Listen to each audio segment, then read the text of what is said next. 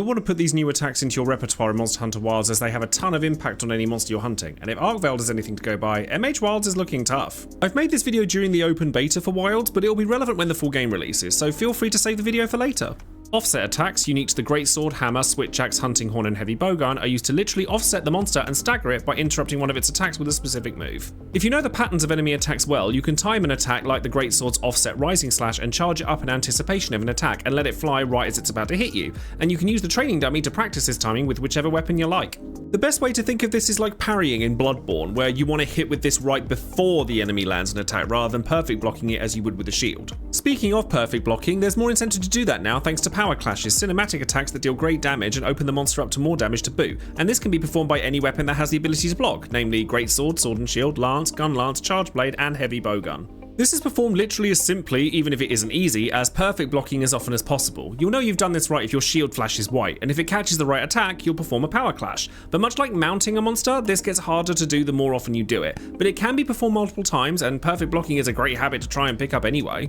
Greatsword and Heavy Bowgun are the only weapons able to perform both power clashes and offset attacks, and Dual Blades, Longsword, Insect Glaive Bow, and Light Bowgun can't do either of them. But they all have their own ways of countering big moves, so maybe this will influence your choice of weapon loadouts.